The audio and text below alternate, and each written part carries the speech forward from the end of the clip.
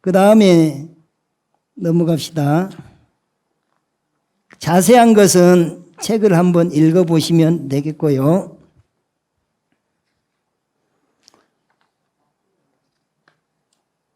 마지 올리는 법이 있네요. 마지 올리는 법, 향사르는 법. 마지 올리는 법은 마지를 드는 법을 제가 저기 보여드릴게요.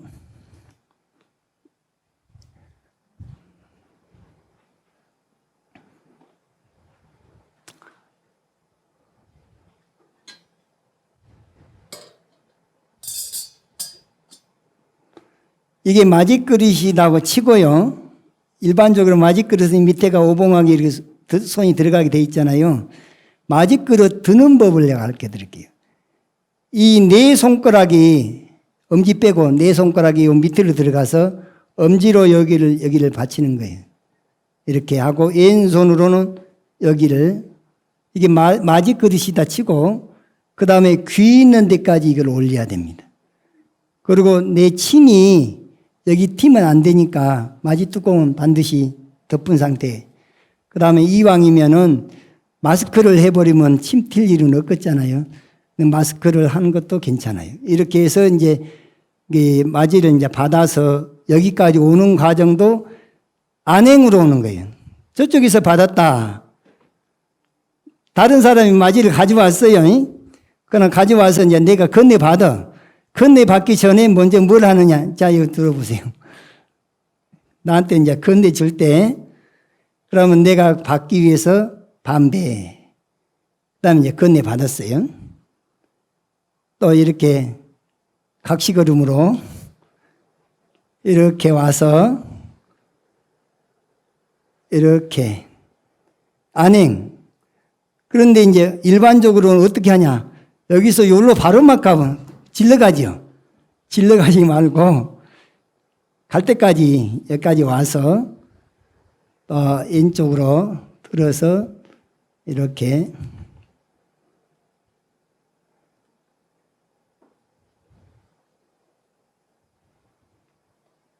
또 이쪽으로 이렇게 또 이렇게 닭인물은 왼쪽에가 있고 마지는 우리가 볼 때 오른쪽에가 이렇게 올립니다. 이제 부처님 입장에서 생각하면 돼요. 부처님 입장에서 우리가 밥 먹을 때 밥상에 왼쪽에가 밥이고 오른쪽에가 국이죠. 부처님 입장에서도 여기 왼쪽에가 밥이고 오른쪽에가 물이잖아요. 그런데 우리가 대신 올려주니까 반대가 되는 거지. 이쪽이가 이제 우리가 볼 때는 오른쪽이죠. 여기가 이제 마지, 여기가 닭이 그릇이 되는 거예요. 이렇게 올리고 난 다음에 한 걸음 물러서 역시 반배를 하고 마지 뚜껑을 열을 때는 정법계 진언할 때 그때 가서 법당보살이거나 또 어떤 소임자가 그때 가서 마지 뚜껑을 엽니다. 자, 그래서 마지에 올리는 법은 요령은 아까 물 가져올 때나 마찬가지 안행으로 와서 이렇게 해서 가가지고 이렇게 그러면 이게 몸에 배어있을 때는 그 모습이 아주 거룩해 보이는 거예요. 그러면 다른 사람들이 저절로 역시 배운 사람이라 틀리구나. 그런데 자기 딴에는 잘한다고 열심히 정성껏 하기는 하는데 정석대로 배우지를 않으면 어딘지 다른 사람 앞에 가서는 표가 난다고 말이죠. 그래서 이런 기회에 가장 기본적인 것이긴 하지만 이런 것이 체계적으로 배워지면 여러분들이 혹 어쩌다 보면 본인도 법당보살 대신으로 이런 스님 앞에서 심부름을 해야 될 때도 있다고 말이죠. 그럴 때 배운 대로 한번 실천해 보면 아주 뿌듯한 그런 마음을 느낄 수 있을 겁니다.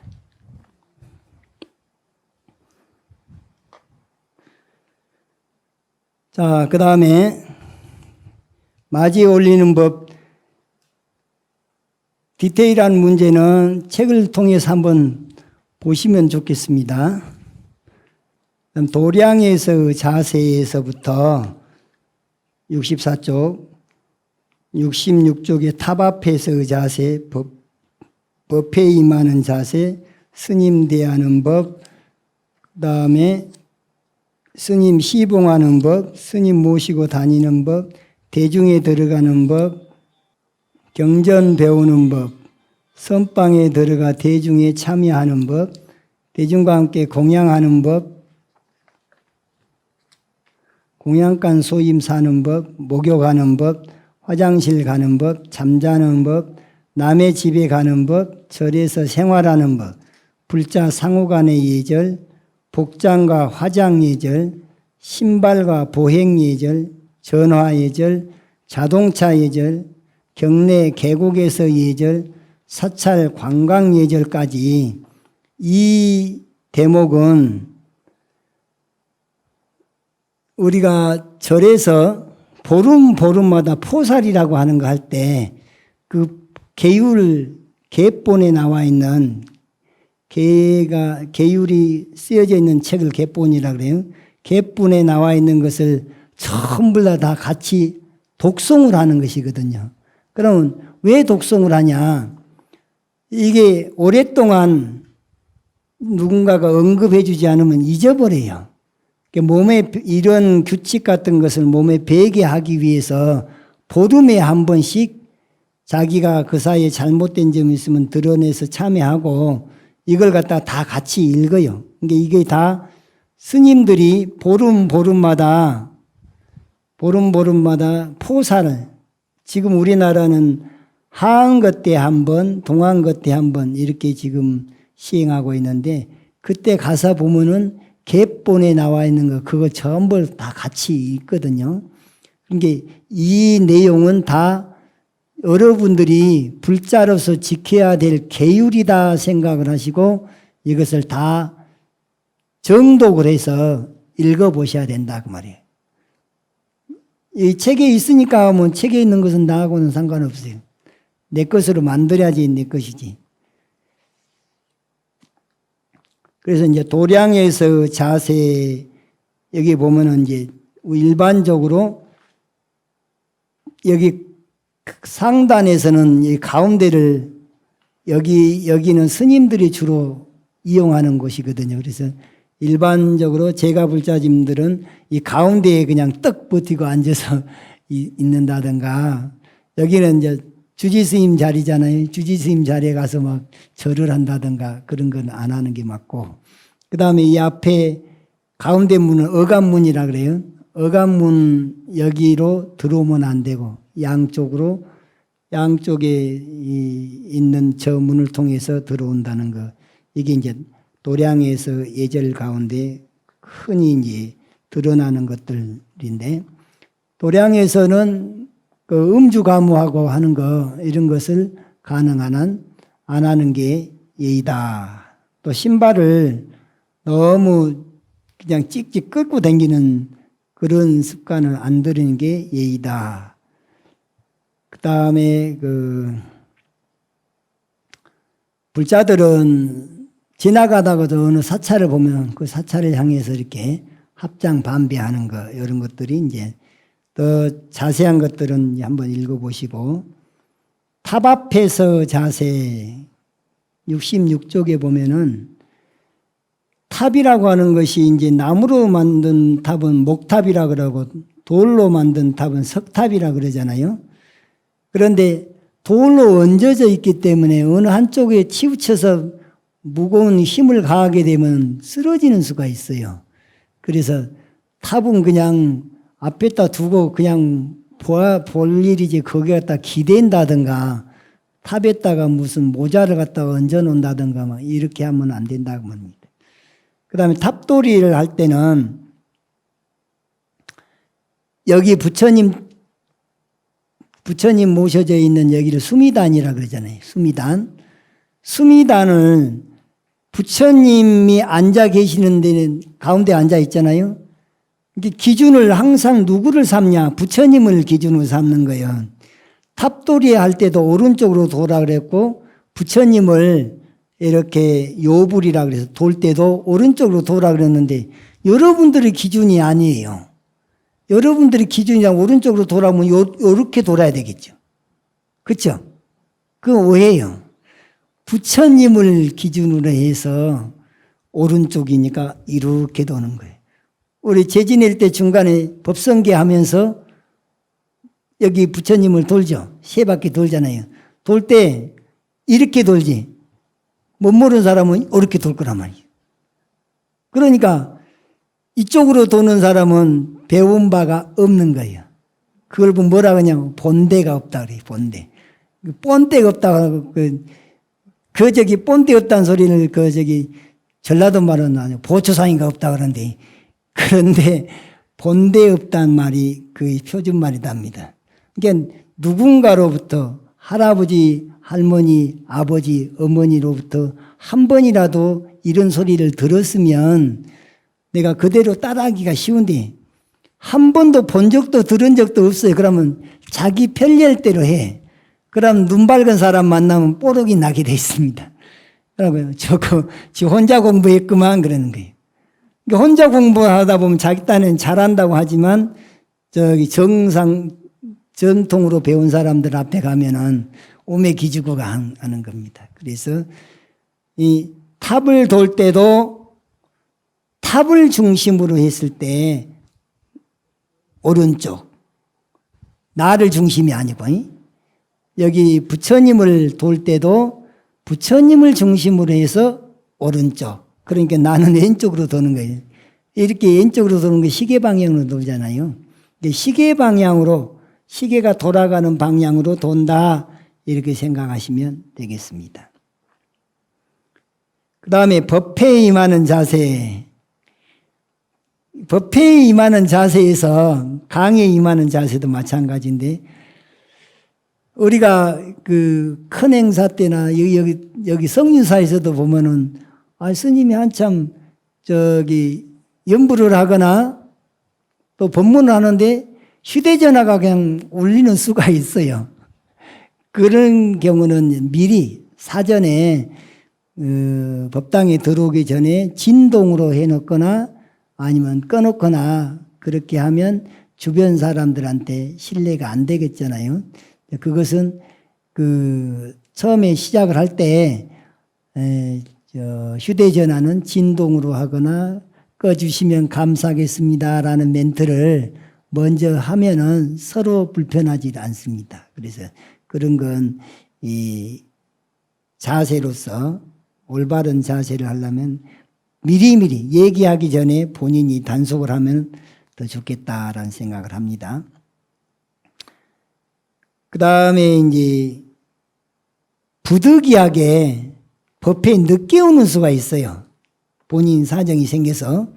그러면 늦게 와서 다른 사람들 다 이렇게 경청하고 있고 지금같이 이렇게 수업받고 있는데 지금 이제 늦게 와가지고 제가 늦었습니다. 스님께 삼배 드리겠습니다 하고 뒤늦게 와갖고 삼배하면 이것도 실례인 거예요.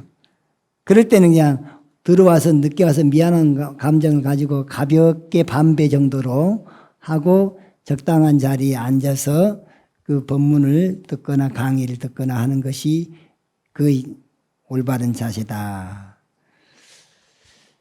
그 다음에 이제 법문을 들을 때는 문사수 3해라 그래서 들을 문자 잘 듣고 그 다음에 한 귀로 듣고 한 귀로 흘러오지 말고 그걸 잘 그 본뜻을 잘 새겨서 생각하는 것을 생각사자에서 사라 그래요.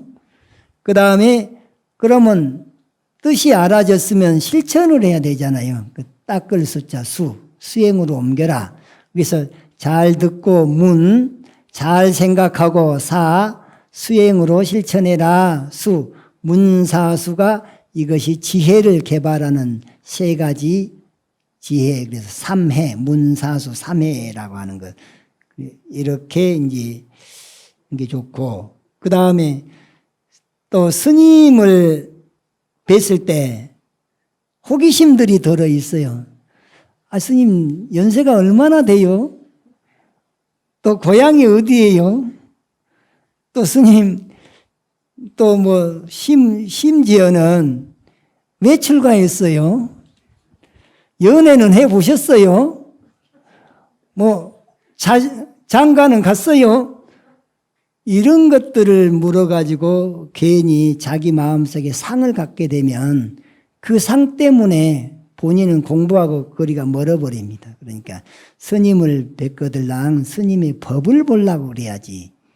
또 자기가 잘 모르는 것이 있으면 스님을 통해서 잘 배우려고 할 일이지, 스님의 사생활 문제를 가지고 시비거리로 삼으려고 하거나 자기 마음속에 상을 내세우려고 하면 그것은 불자로서의 기본이 아니다. 그 다음에 스님 대하는 법에서 스님이라고 하는 존재는 옛날에 그 서당에서도 서당의 스승을 사부님이라 그러죠. 사부. 사부 스승사자 아비부자에서 아비부자만 빼면 스승사자인데, 제가 중국 가서 유학생활할 때 그 스님들끼리 서로 호칭을 할 때가 있어요. 그러면 대주스님, 우리는 이제 내가 대주스님이니까 대주스님 그러잖아요. 그런데 그 중국 스님이 나를 부를 때 어떻게 부르냐면 다이조스 그래. 대주를 다이조스 대주 스님, 우리는 그런데 그것을 중국식으로 발음하니까 뒤에다가 스님이란 말 스승사자를 붙여요. 그래서 다이조스. 예. 그래서 사부를 스부 그러거든요. 그 스승사자를 중국식 발음으로 쓰라 그래. 거기다가 존칭 전미사를 붙여서 님자를 붙이니까 스님인 것이지, 원래는 목사, 의사 뭐 할 때 그 스승사자 하나로 그분의 직책을 표현한다고 말해요. 직책이란 직업을 갖다가. 그래서 스님은 한자를 한 글자로 쓰면은 스승사자가 맞습니다. 그리고 우리나라에서는 그냥 이 사부님, 보통 제가 제 일반 세속에서도 뭔가를 목수일을 배우는데 뭐 그 사부님한테 뭘 배웠다고 글씨로도 할 땐 다 사부 그러잖아요. 스승이라는 의미예요, 사부가. 그래서 이 스님은 스승의 의미입니다. 스승님의 준말이 스님이다. 그 다음에 어떤 사람은 또 스님하고 이물없다고 전화를 한번 하면은 그냥 전화를 끊을 줄을 모르고 그냥 계속 하고 싶은 말을 하는 사람도 있어요. 그런 경우도 적당하게 간단 명료하게 할 소리만 하고 딱 끊는 것이 스님 대하는 법에 맞다. 그 다음에 스님을 만나면 인사를 해야 되잖아요. 근데 인사를 안 해야 될 때가 있어요. 인사를 스님을 만났을지라도 해서는 안 될 때가 있어요. 언제냐? 여기 70쪽에 보면은 다음의 경우는 스님께 인사하지 않아도 된다. 첫 번째, 스님께서 절하고 있을 때, 스님께서 지금 부처님 앞에 절을 하고 있거나 도방길에도 절하고 있는데 스님한테다가 그래서 꼽사리 끼워갖고 절한다고 하면 안 된다고. 그 다음에 두 번째, 스님이 좌선하고 있는데 스님 절 받으세요. 그건 안 된다고 말이죠. 스님께서 경을 설하고 있을 때, 지금 저렇게 강의하고 있는데 뒤늦게 와갖고 스님 절 받으세요 하면 안 된다고 말이죠. 그 다음에 스님께서 이렇게 딱 차수를 하고 경행을 왔다 갔다 하면서 마음 챙김을 하고 있는데, 거기다가 그 본인이 스님 만났다고 스님 안녕하세요. 그렇게 스님이 수행하고 있을 때는 절하지 말고, 공양 드실 때, 양치할 때, 누워 계실 때, 화장실에서 만났을 때, 또 스님이 다른 특별한 일이 없는데 본인이 현재 경전을 들고 있어요. 본인이 경전을 들고 있을 때 스님을 만났을 때 절하면 안 돼요. 아니 이제 본인들이 불자들이 경을 들었어. 손에 경을 들어갖고 있음 손에 들고 있으면서 스님 안녕하세요 하면 부처님이 스님한테 절한 셈이 됐네. 경전 자체가 부처님입니다. 또 불상을 모시고 있을 때 손에 불상을 들고 있을 때도 있잖아요. 그럴 때도 절하면 안 된다. 그 다음에 어른 스님 앞에서 상자나 불자끼리 절하면 안 돼. 스님 놔두고 자기네들끼리 우리 오랜만에 만났으니까 절합시다. 스님 앞에서 그러면 안 된다고 말이에요. 그 다음에 스님 앞에서는 스님들이 먼저 인사드리고 제가 불자는 기다렸다가 인사드려야 한다. 어쩌다가 이제 스님 모시고 다른 절에 가는 수가 있어요. 다른 절에 가서 주지 스님을 이제 뵙게 되는데 주지 스님하고 스님끼리는 먼저 절을 하고 그 다음에 이제 따라간 제가 불자가 나중에 절을 해야지 스님 절한 뒤 같이 꼽사리 끼가지고 아 스님 저도 같이 절할게요 하고 자청해서 그냥 그렇게 하면 안 된다고. 그 다음에 스님을 만나서 절을 하는데 암소리 하면 몇 배 해야 돼요? 3배가 기본입니다. 한 자리만 하세요. 그러면 한 자리만 해야 되는데 한사코 3배를 꾸역꾸역 하는 경우가 있어요. 그런 경우도 자기 욕심으로 하는 거죠.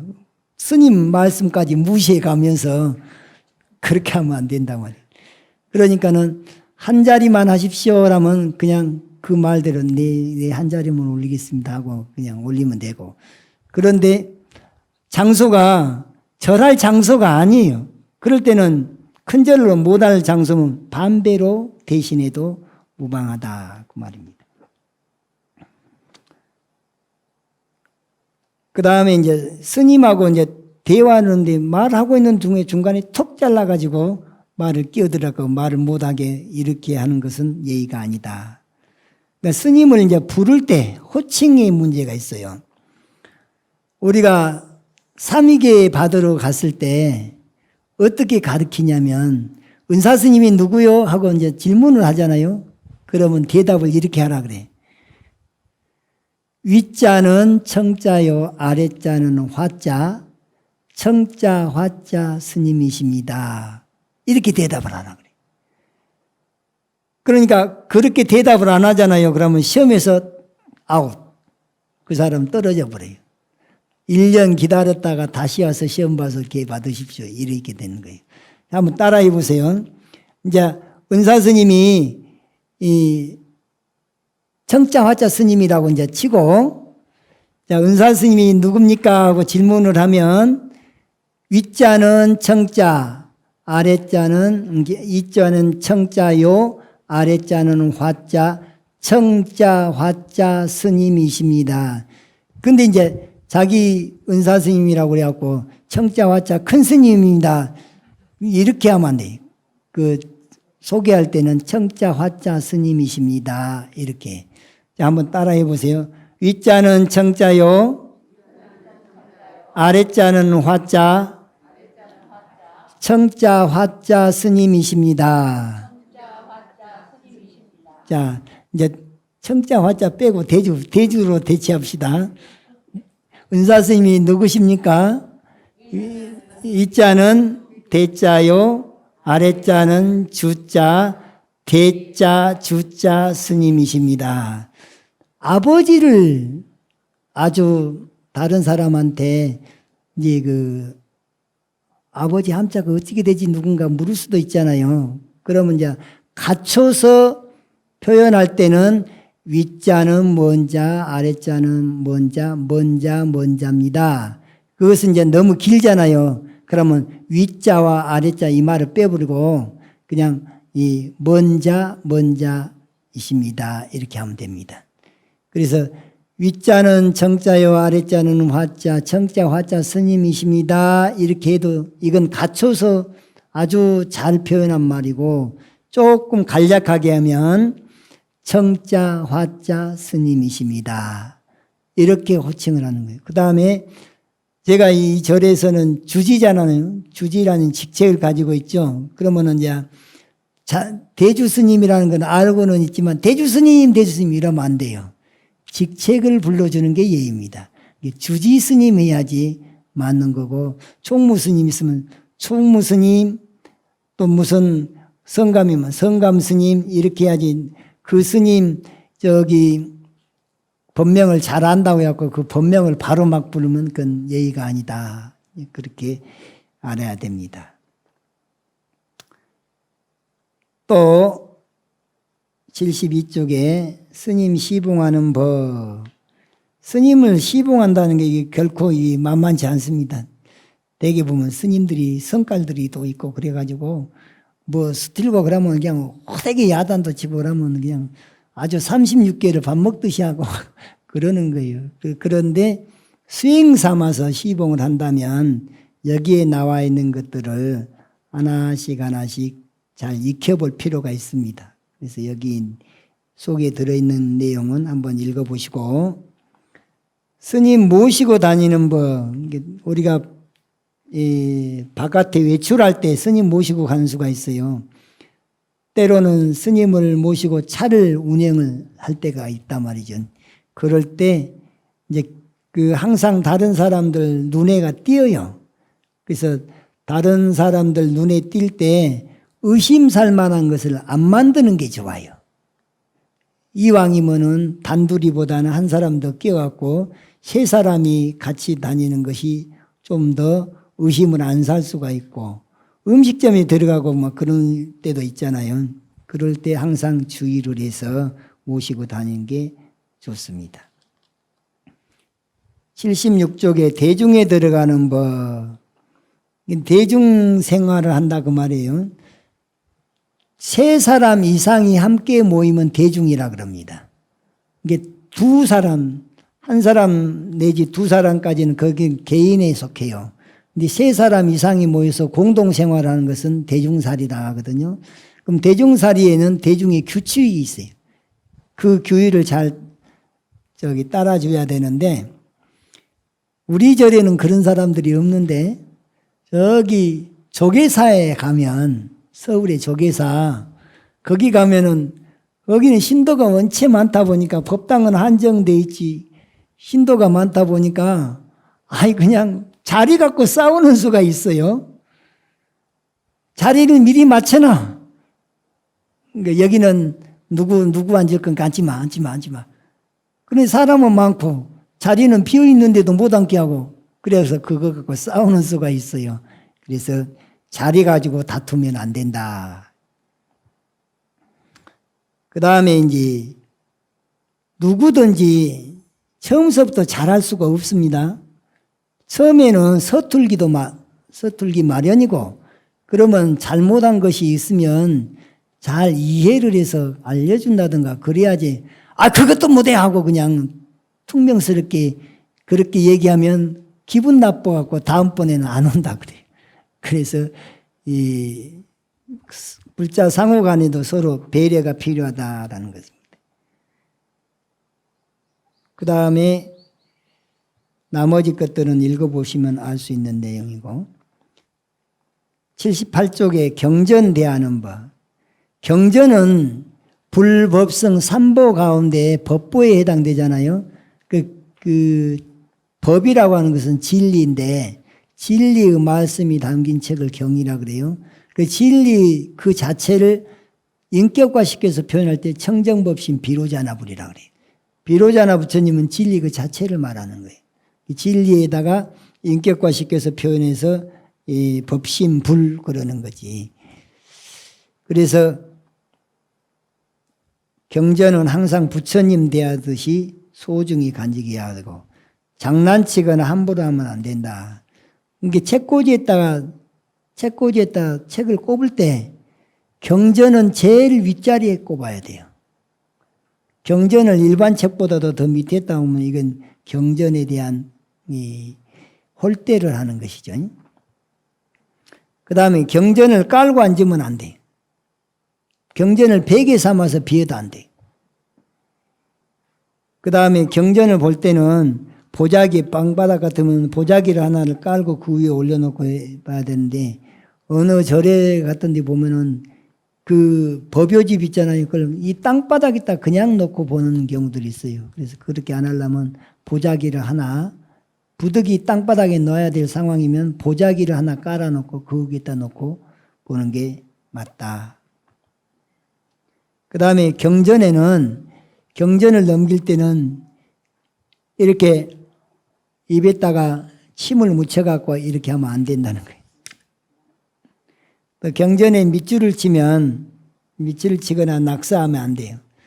예전에 내가 저기 장성 묘현사 묘련 스님이라고 그 맨발 스님 밑에 가서 법화경 기도를 했었는데 그 스님께서 법화경을 3,000번을 봤다더라고요.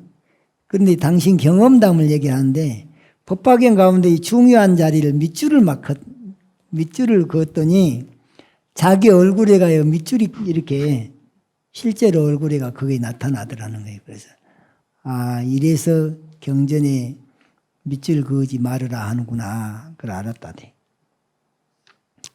그 다음에 경전 배우는 법. 경전은 처음부터 배우는 게 아니고 맨 먼저 지금 우리가 이 기본교육에서 나타나는 오늘 배우는 것들은 다 계율이거든요. 오늘 배운 것들이 다 계율이요. 이 계율을 먼저 배운 다음에 경전을 배우는 것이 순서예요. 그러니까 오늘같이 이런 거 스님 모시는 법, 닭임물 올리는 법, 촛불 켜는 법, 이게 다 계율인데 이런 것도 모르고 처음부터 그냥 금강경을 배운다든가 무슨 경을 막 법화경 배운다든가 이렇게 되면 몸에가 습의가 안 갇혀 있어요. 그렇게 되면 불자로서 위가 안 갖춰지니까 다른 사람들이 볼 때 저기 나이롱이구나. 그런 불자는 무슨 불자? 나이롱 불자가 되는 거예요.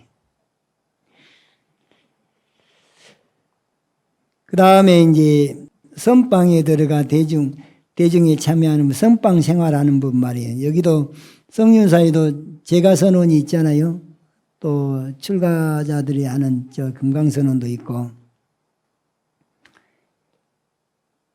처음에 선방에 들어가면요 굉장히 예민합니다. 사람들이.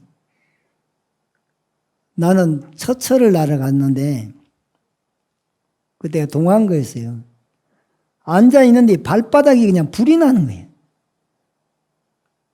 불이 나갖고 양말을 신을 수가 없어요.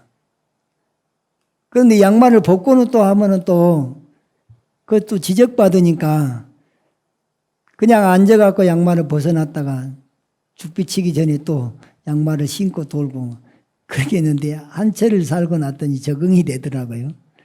뭐 그렇게 후덥증이 나요. 또 옆에 사람이 졸고 있잖아요. 그것도 신경이 있어요. 그래서 이 선방에 들어가는 법에서 선방에서는 자기 자리가 앉는 자리가 자기 방이에요. 방.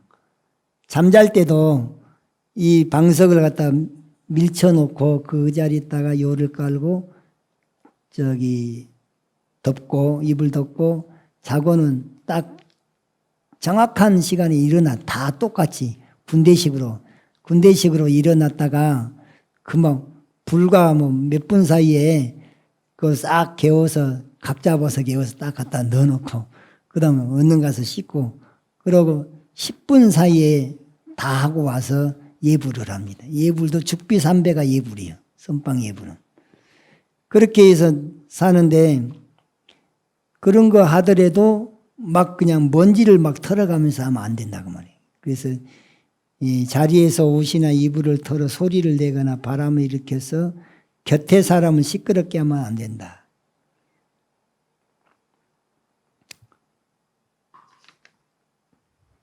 그 다음에 선방에서는 이야기를 오래 하고 있으면 눈총 받습니다. 공부 외에 딴 이야기 하면 또 눈총 받고. 그래서 여기도 한번 읽어보면 되겠고. 대중생활하는 법, 대중생활과 함께 공양하는 법.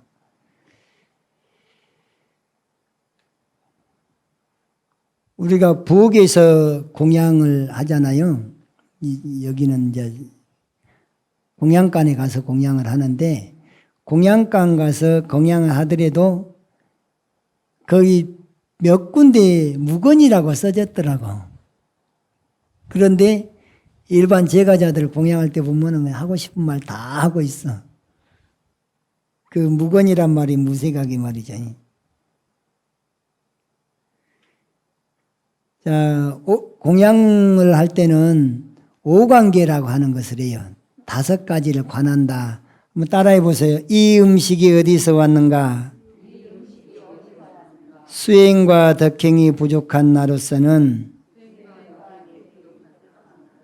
받기 부끄럽네. 다만 마음의 온갖 욕심을 버리고 건강을 유지하는 약으로 삼아 진리를 실현하고자 이 공양을 받습니다. 그러니까 이 1, 2, 3, 4, 5 이 5가지를 관한다 해서 오관계라 그래요. 오관계. 이런 마음으로 공양을 하면 공양하는 자체가 수행이 되겠죠. 그 다음에 이제 나머지 것들은 읽어보시면 되겠고, 공양간 소임사는 뭐, 우리가 내가 여기 성윤사 와서 보니까 공양간이 아주 비상이 걸릴 때가 많았어요. 공양주들이 그냥 나가본다든가 또 대타를 불러다가 또 쓰기를 하고 그랬었는데 지금은 그래도 이제 안정이 돼 있어서 참 천만다행이라고 생각합니다. 그리고 이제 여러 사람이 공양주를 살다 보니까 이 물건을 아껴야 될 것들이 이제 많습니다. 그 다음에 논 자리에다 항상 제자리 갖다 놔야 되는데 그냥 다른 사람이 당번이 돼갖고 공양간에 가갖고 막 그 전에 쓰던 사람들이 그 놨던 자리를 싹 바꿔놔본다든가 이런 경우는 거의 안 맞아요. 그래서 이 공양간 예절은 공양간 소임 사는 법은 한번 읽어보시고, 우리 그 절집 생활이라는 게 목욕하는 법까지도 다 나와 있어요. 여기 보면 목욕하는 방법. 먼저 더운 물로 얼굴을 씻고 위로부터 아래까지 찬찬히 씻어야 하고, 덜렁대며 덤비면서 더운 물이 곁사람에게 뿌려지면 안 된다. 욕실에서 오줌을 누면 안 된다. 우리 목욕탕 가가지고 목욕탕 안에서 소변을 본 사람들, 남과 이야기하거나 웃으면 안 된다. 욕조 안에 들어가서 대소변 보는 곳을 씻으면 안 된다. 목욕탕에 그 대중탕에 가가지고 그 큰 몸 불리고 있는데 거기 가서 씻고 있는 사람들. 그 다음에 부스럼이나 오음이 있는 사람 나중에 목욕해야 하며, 보기 흉한 흉터가 있는 사람은 남의 눈에 띄지 않도록 뒤늦게 가서 시비에 휘말리지 않는 게 좋다. 또 옷을 벗고 입을 적에는 찬찬히 수행 삼아야 된다. 목욕하기 전에 먼저 깨끗이 씻고 찬찬히 행동하며, 씻은 물은 목욕 솥에 들어가게 하면 안 된다. 이런 것들이 이제 이 절에서도 대중생활을 할 때는 항상 주변 사람들을 먼저 불편하지 않도록 배려하는 것이 필요하다.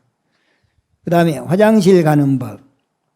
화장실은 요즘 문화가 또 바뀌어가지고 옛날에 절집에 있는 화장실은 저 멀리 있잖아요.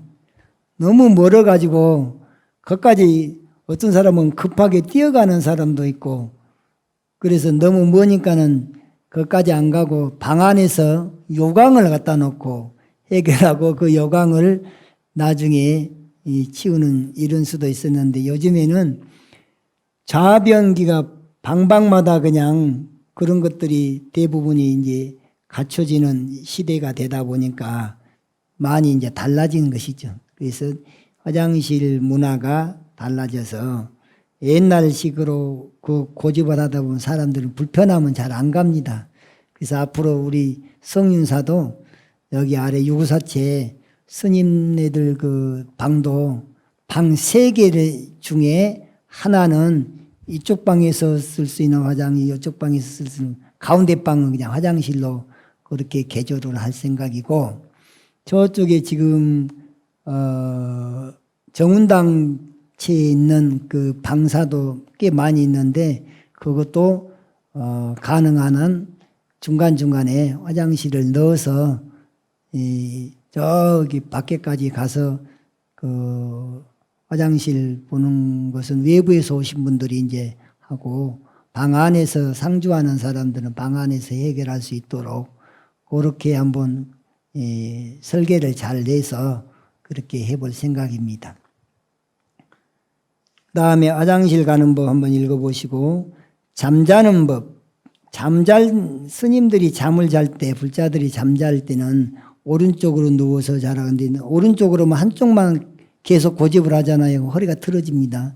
그러니까 오른쪽으로도 눕고 한 번은 또 왼쪽으로도 눕고 반드시도 눕고 이렇게 편리하게 하기는 하되 한쪽만 고집하면 허리가 틀어지면은 무릎도 아프고 그렇습니다. 그래서 그런 거 적당히 중도로 하는 게 좋다. 그 다음에 남의 집에 가는 법.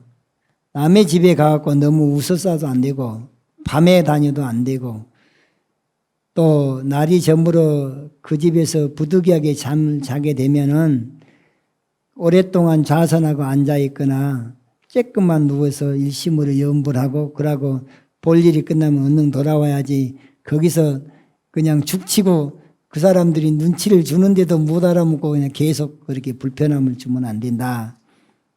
그 다음에 남의 집에 가가지고 다른 사람의 흉어물을 갖다가 자꾸 드러내도 안 된다. 절집 생활하는 법. 절에서 생활할 때는 갈 때나 다녀와서는 스님께 말씀드려야 한다. 뭔 소리냐면 절에 살면서 외출하는 수가 있잖아요.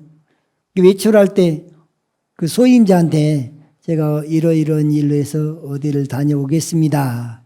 그럼 갔다 왔잖아요. 그럼 가서 볼 일 잘 보고 왔습니다 하고 이렇게 소통이 돼야지 갔는지 안 갔는지 그 다음에 있는지 없는지 그렇게 이제 서로 소통이 안 되면은 여러 사람이 심려를 끼치게 되니까 그런 걸 주의를 해야 된다. 그 다음에 물건을 주지 않는데 자기 마음대로 자기 눈에 띈다고 다 입마에 포켓하면 안 된단 말이지. 그런 거 주의하셔야 되겠고. 그 다음에 뭔가를 내가 원하는 것이 있으면 허락을 받아야 돼요. 제가 이거 갖고 싶은데 스님 제가 이거 갖고 싶은지 저한테 좀 배려를 해 주십시오. 그래갖고 허락을 하면 가져도 되고 그것은 허락을 받아서 가는 것은 도둑질이 아닙니다. 주지 않는 물건을 자기 마음대로 갖는 것은 도둑질이라 그래요. 그리고 내가 달라 그랬는데 스님이 안 줘. 안 주면은 기분 나쁘다고 그냥 비방하거나 그러면 안 돼요. 내가 부기부적해서 못 받는 거니까 그건 내 탓이라 그래야 됩니다.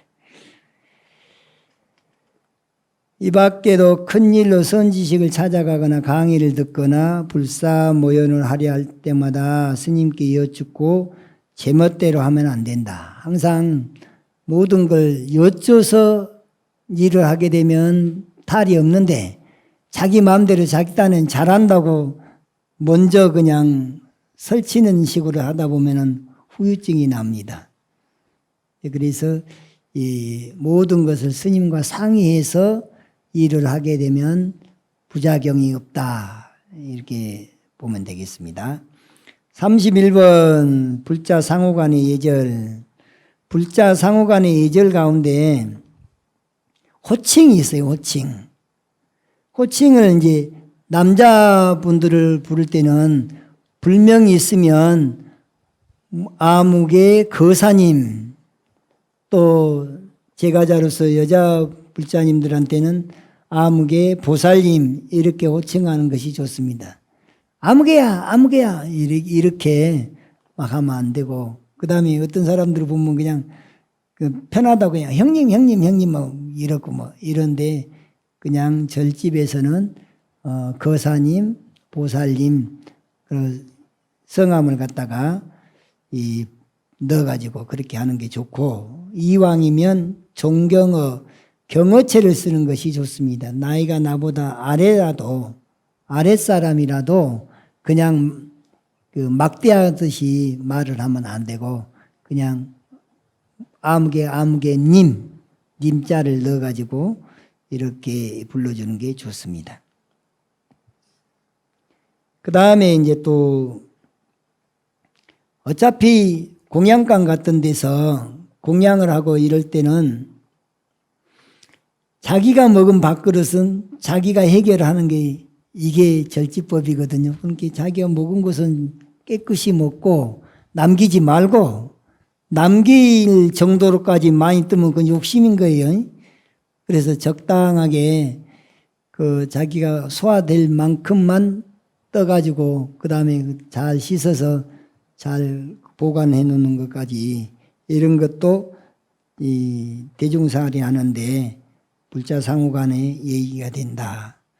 여기 보니까 지금 어떤 분 한 분은 공양을 하다 보면은 내가 늦게 가서 보면은 꼭 밥그릇, 국그릇 있는데 또 하나 그릇이가 김치가 남아있기도 하고, 뭐 어떨 때는 뭐 국물이 그냥 남아있기도 하고, 도대체 누가 이거 범인이야 하고 이제 하루는 내가 일찍 가갖고 눈여겨봤단 말이에요.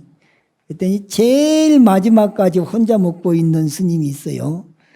그 스님이 말하자면 왕따를 당하고 있는 것 같더라고. 왜 그러냐 봤더니 그런 잘못된 습관이 있는 거예요. 절집에 살면서 어떻게 스님이 그런 걸 냉구고 그러냐고 말이지. 그래서 왕따를 당하는데도 이유가 있구나. 다른 분들하고 잘 어울리지를 못하는 것은 본인의 문제예요. 그럼 얼른 희정하면 될 텐데, 누군가가 아이고 저렇구나 하고 왕따만 당하지 사실을 바로 희정을 하도록 안 가르쳐 주나 어쨌나 그렇게 혼자 그러고 있더라고요. 그 다음에 복장, 화장 예절. 절에 올 때는 옷을 좀 수수하게 입고 오는 게 좋습니다. 본인들이 이제 관광차 어쩌다가 이제 들릴 때는 뭐 원색 옷들도 있고 그러지만은, 일반 속인들은 이렇게 날씨가 더울 때는 가볍게 옷을 입잖아요. 가벼운 게 너무 지나쳐갖고 그냥 가슴이 훤히 들여다보일 정도로 가슴이 파인 옷을 입고 다니는 수가 있어요. 그러면 그 차림으로 와서 스님한테 절한다고 하면은 그냥 시선을 갖다가 하늘을 쳐다보고 눈을 감고 있어야 될 이런 상황들을 만들면 안 된다고 말이에요. 그 다음에 이제 너무 얇은 옷이나 속옷이 막 그냥 비치는 거, 이런 것도 좀 피한 게 좋고, 또 너무 그냥 딱 달라붙은 옷 있죠. 옷이 너무 지나치게 달라붙어 가지고 그런 옷들도 가능한 한 절에 갈 때는 피하는 게 좋고, 그 다음에 이제 옷이 조금 낡았다 하더라도 그것을 잘 빨아서 다려서 입으면 오히려 보기가 좋은데, 더러운 옷을 그냥 그대로 입고 오래 다니면 다른 사람들이 별로 안 좋게 보니까. 그 다음에 절에 오면서 그 먼 똥 그런 거 있잖아요.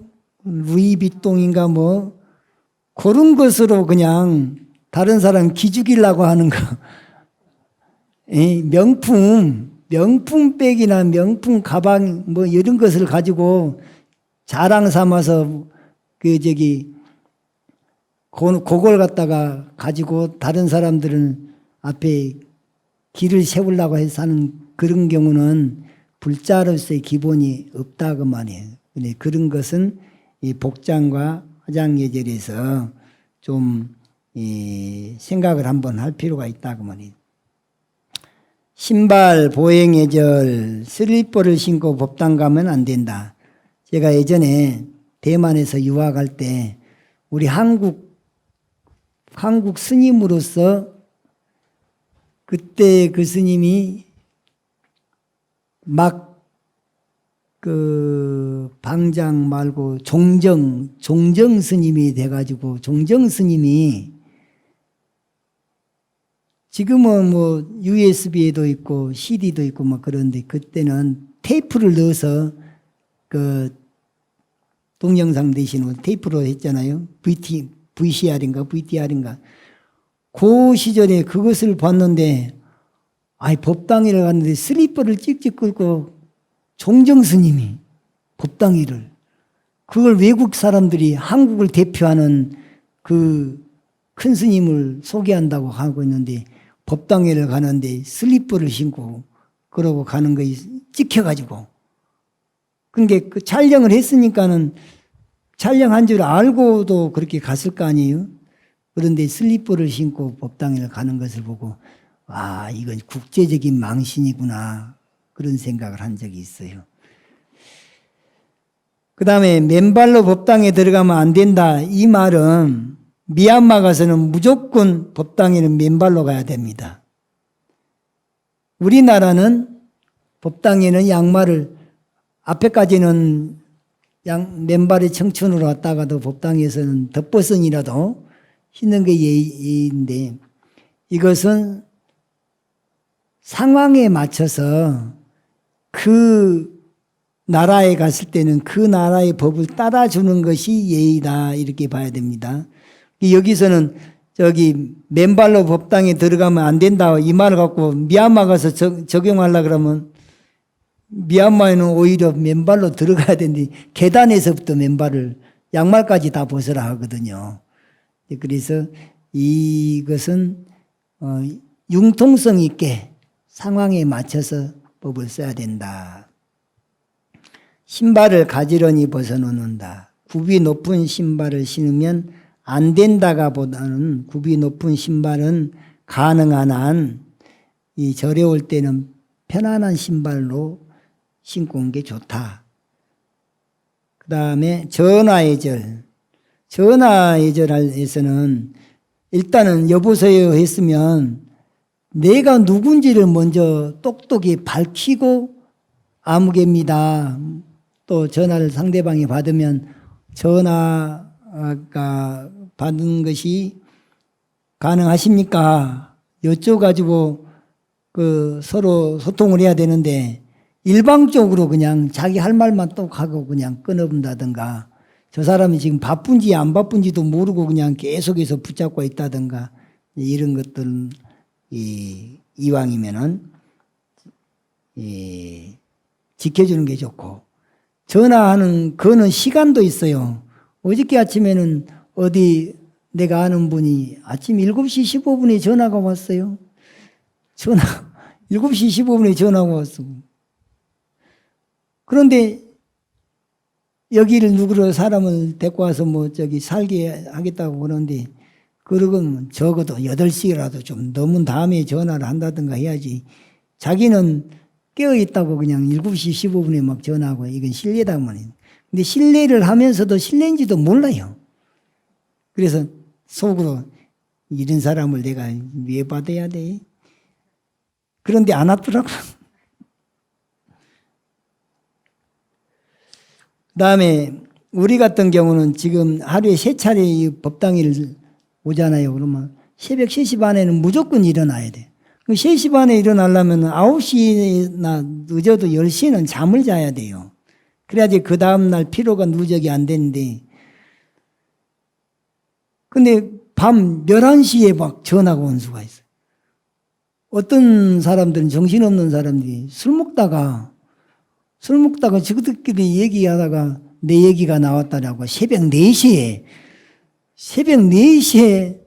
전화를 한 수가 있고 그런 경우는 어떻게 하냐. 그 사람 전화기를 딱 차단해버리면 다음번에는 나한테 전화하지 말아라. 그런 수가 있어요. 그 다음에 35 자동차 예절. 요즘에는 마이카 시대니까 차를 많이 몰고 사찰 같은 데 가고 그러는데 사찰에서는 여러 가지로 그 규율을 많이 세워놓은 경우가 있어요. 여기는 스님네들의 처소니까 이 출입을 삼가하십시오. 이렇게 편말까지 붙여졌는데 호기심이 나왔고 안에 끼우끼우도 하는 경우들이 있어요. 그런 경우. 자동차를 몰고 가능한 주차장에 세우는 것이 좋은데 그냥 법당 앞에까지 그냥 그 차를 몰고 오는 그런 경우 있는데 여기 성륜사는 예외적으로 저 아래 후원에서부터 여기까지가 너무 멀고 계단이 많고 나이 드신 노보살님들은 불편하기가 짝이 없어요. 그래서 부득이하게 우회해가지고 자동차로 법당 앞에까지 모시는 이런 경우는 예외입니다. 예외적으로 인정을 하는 거예요. 그래서 그것을 잘못됐니 어쩌니 이렇게 말하면 안 된다고 말해요. 상황에 맞춰서 법을 쓰는 것이 옳지 천편일률적으로 무조건 에스카 노카 이런 식으로 흑백 논리로 접근하면 안 된다고 말입니다. 그 다음에 경내 계곡에서 예절. 요즘에는 이제 여기는 뭐 그런 게 별로 없는 것 같은데 관광사찰에서는 그 계곡이 좋으면은 여름철에는 피서객들이 거기 가서 고성방가를 하는 수가 있어요. 그런 것들을 경내 계곡에서 예절에서는 아주 주의해야 될 점들이 들어있는데 여기 한번 읽어보시면 되겠고 그 다음에 37 사찰 관광예절 102쪽에 보면 사찰 경내까지 차를 몰고 들어가지 말고 사찰에서 지정한 장소에다 뒷차에 방해되지 않도록 주차하고 지나치게 노출되거나 화려한 옷차림을 삼가고 큰 소리로 말하거나 시끄러운 소리를 내지 않고 경내에서는 뛰어다니지 않고 스님을 만나면 합장을 하고 인사한다. 스님께 쓸데없는 말을 걸지 않는다. 쓸데없는 말이란 게 스님 몇 살이요? 스님 왜 출가했어? 스님 학교가 어디까지 나왔어? 뭐 이런 것들이 다 비록 궁금은 할지언정 그것을 입 밖으로 내면 그것이 이제 문제가 됩니다. 다음에 사찰 행사에 방해가 되는 행동을 하지 않는다. 부처님을 손가락으로 가리키면 안 된다. 옛날에 그 나라에 그 높은 지위에 있는 사람이 부처님 앞에 와서 이제 설명을 듣는데 저건 뭐요? 뭐. 저건 저 손가락을 부처님을 왜 이렇게 하면서 저 불상은 이름이 뭐요? 이게 말하자면은 무식한 거지. 무식을 폭로한 거니까 그런 것도 부처님을 손가락으로 가리키면 안 된다. 법당 안에서는 사진 촬영을 하지 않는다. 부득이하게 어떤 작품을 위해서 사진 촬영을 할 때는 허락을 받고 하는 것은 가능하다. 휴지나 쓰레기를 함부로 버리지 않는다. 탑이나 법당 계단에 걸터앉지 않는다. 아무 곳에서나 용변을 보지 않는다. 부득이하게 법당 주변에서 용변을 봐야 될 상황이 있어요. 그러면 법당을 향해서 보면 안 되는 거예요. 법당을 등지고 그렇게 해야지 법당을 향해서 탑이나 법당을 향해서 용변을 보면 안 되는 거예요. 스님들 처소를 기웃거리거나 출입 금지 장소는 들어가지 않는다. 경내에서는 술, 담배, 껌 등을 일체 금한다. 사찰은 공공장소이므로 항상 공중도덕을 지킨다. 까지 해서 오늘 불자예절 3 경내에서 예절 스님 모시는 법, 경전 모시는 법, 대중생활하는 법, 일상생활에서 필요한 여러 가지 예절들에 대해서 살펴봤습니다. 다음 시간에는 예불, 상단 예불하는 우리가 7정례가 있고 8정례가 있고 그러는데 예불의 뜻을 좀 알고 예불하는 게 좋겠잖아요. 그 다음에 목탁에 맞춰서 예불할 줄 알아야 돼요. 그래서 다음 시간에는 설법전에서 수업을 하겠습니다. 그리고 다음 시간에는 예불에 대해서 수업하는 것으로 하겠습니다. 오늘은 여기까지.